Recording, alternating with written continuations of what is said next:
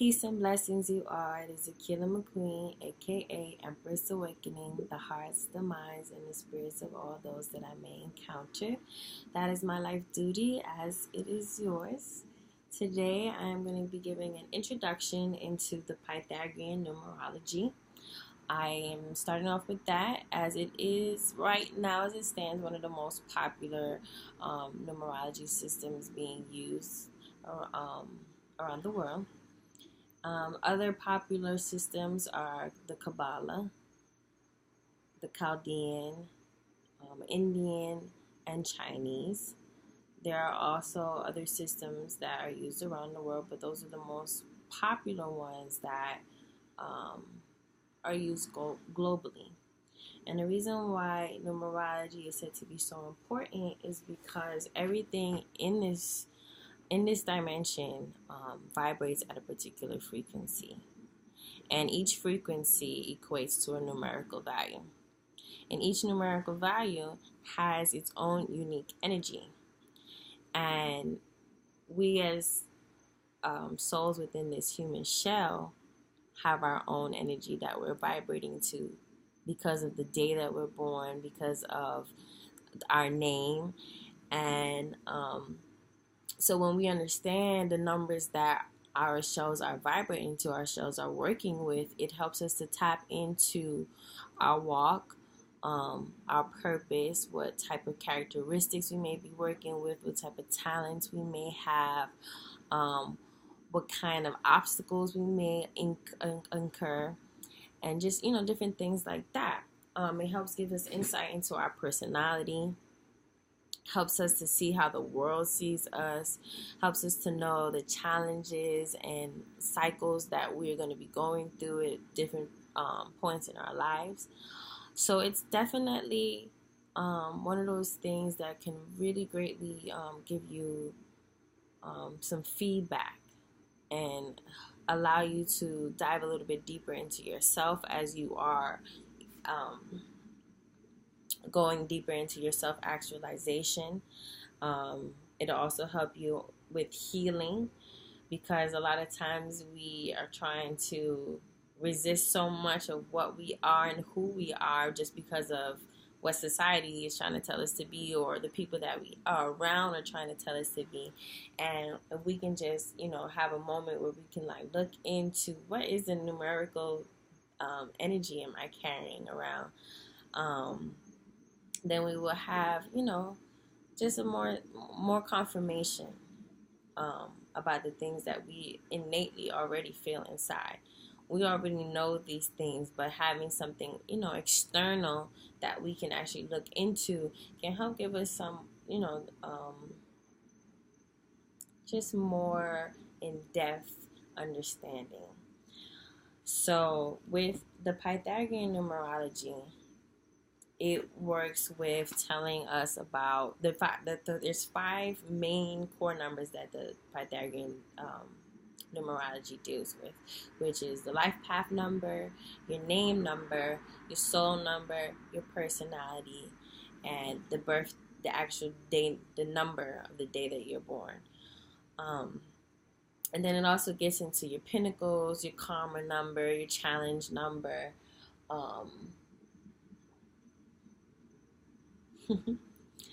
and different things like that. You can go more in depth. I'll go more in depth in probably another video. Like I said, this is only just an introduction, so you can get yourself started.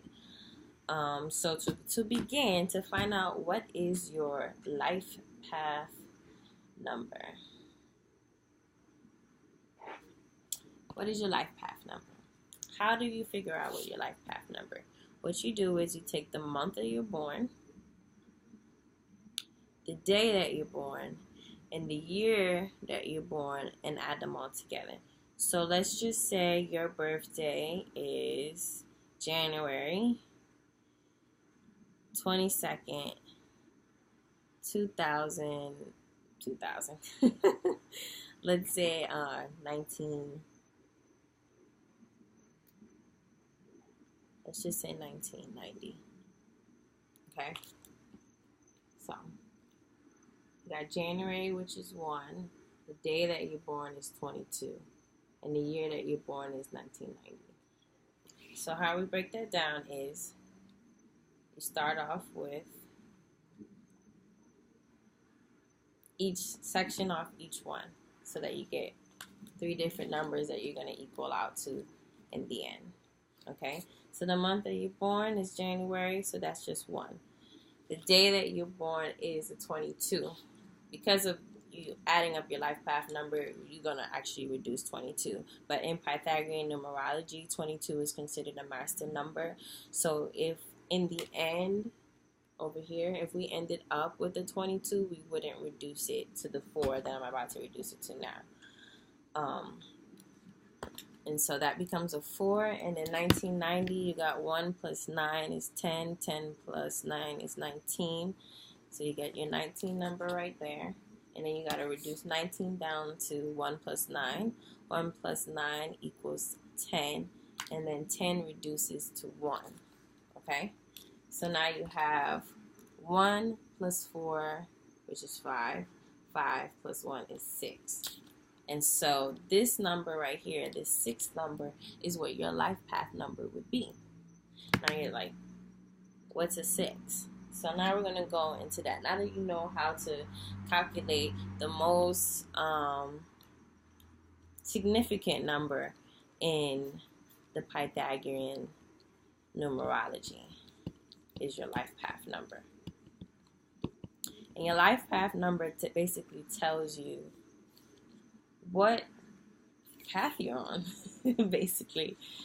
For lack of better words, it basically tells you what in this life path, in this lifetime, your soul is seeking to do, or your soul is seeking to manifest. So in Pythagorean numerology, you have numbers 1 through 9, you have 11, you have 22, and you have 33. 11, 22, and 33 are considered your master numbers.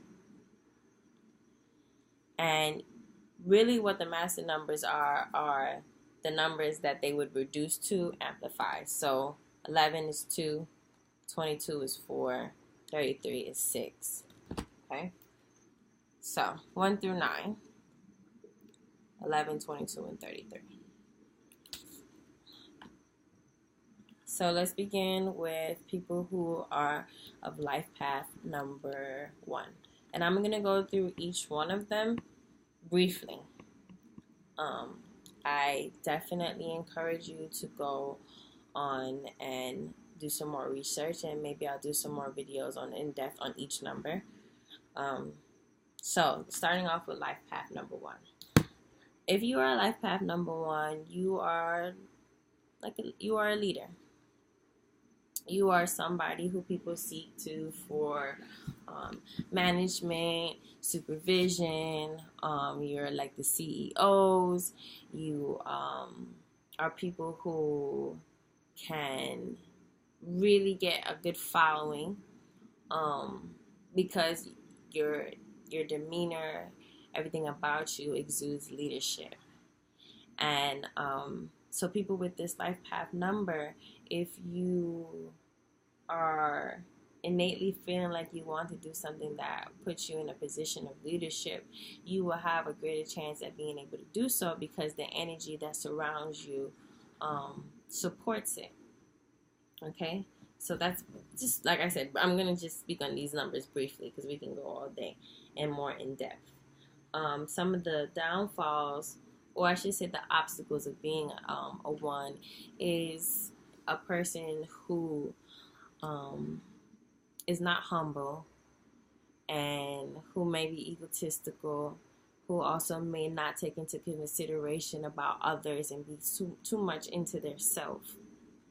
Okay? And now we have life path number 2. The word that we think of when we think of number 2s is the peacemaker.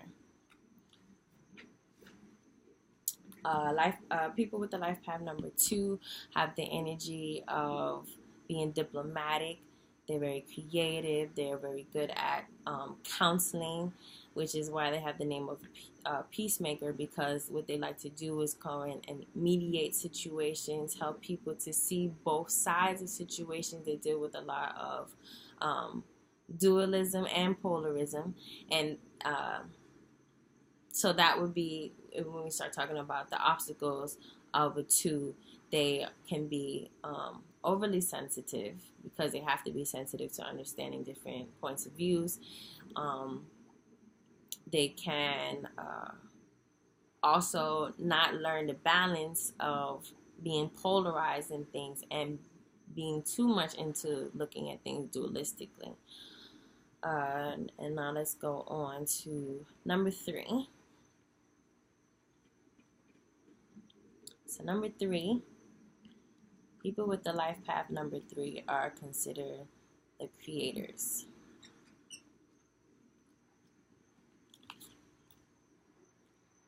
People with life path number 3 are going to be like your actresses, your musicians, just people who just love to make things and manifest them, and they have visions of all different types of things that they can bring into this world. The downfall of some, or the obstacles, keep saying downfall, obstacles for 3 is being too lazy, not fully embracing their creative self, being in too much into their self, not kind of being like prima donnas.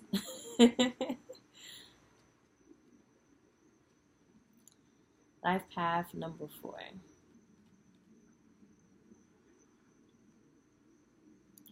These are our people are very practical, very logical. They're the ones that help us to stay structured and lay down the foundation of things that need to get done. Sometimes these people can be too serious. Sometimes these people are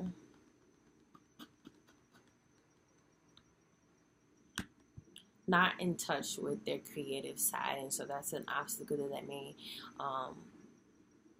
need to overcome. And just to go into life path numbers just a little bit, is each number comes with your supporting energy, and then obstacle energy, like I've been saying. And each obstacle energy should not be looked at as like a negative aspect of your number, but just things that you'll need to work on. We all have things that we need to work on. We all have our strengths and we all have our weaknesses. So knowing what your obstacle is from your life path helps you to see, okay, that's something I do need to work on within myself. And what other numbers can I work with? What other energies can I work with to help build that weakness into a greater strength? Okay? So don't look at it as my good side, my bad side. These are just my strengths and my weaknesses. And by knowing them, by acknowledging, by having awareness of those things, I can refine myself and make myself, better. And now we have our 5s. When I think of 5, or in Pythagorean numerology, 5s are looked at as freedom. The 5 energy represents transformation, travels, new and exciting things, ventures. Sometimes the obstacles for these people are not being able to commit to things because they want so much spontaneity. They desire it a lot, and so they may also not continue through projects. They may fall through on discipline because they want to do so many different things without actually fully seeing one thing through first. But Yeah. So yeah, that those are pretty much the obstacles of a 5. Now we have our 6, which is the number that we added up earlier. And so when we think of 6, we think of basically relationships.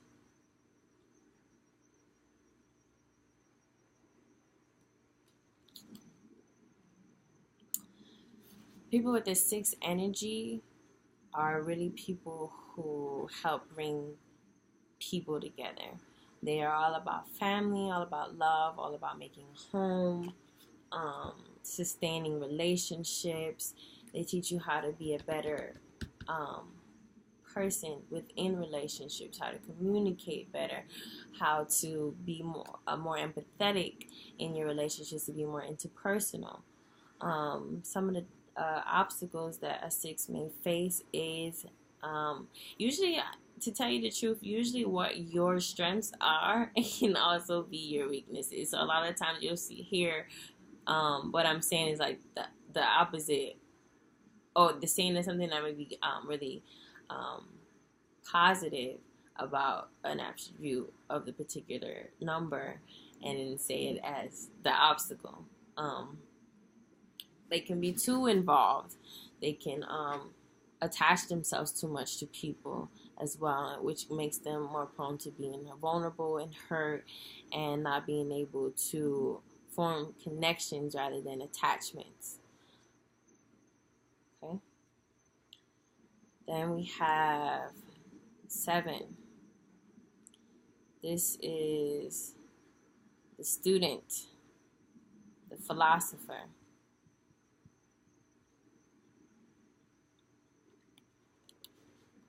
People who carry the 7th energy are considered to be like lone wolves. They like to be by themselves a lot so that they can have time to study, so that they can learn about mysticism and philosophy and occultism, mythical things.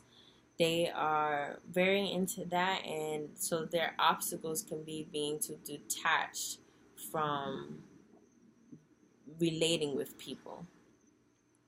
They can be considered too introvert. They can also be considered too much into their studies and not too much into day-to-day interactions with people and communicating with people. Sometimes people can say that they're too cold.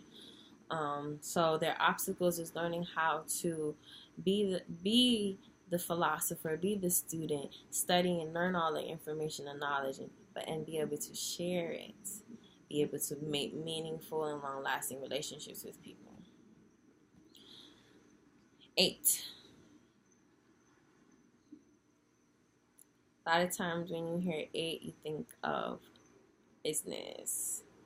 People who have the 8 energy are our CEOs, our builders, our entrepreneurs. They are the go-getters. They're very personable, very sociable, have excellent communication skills. Some of the obstacles of an 8 is that they can be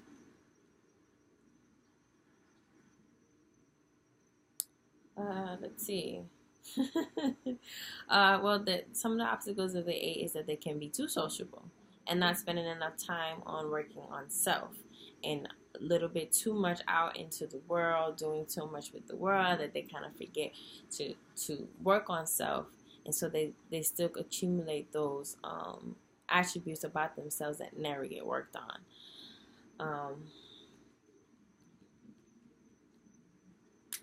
So moving on to 9. 9 is usually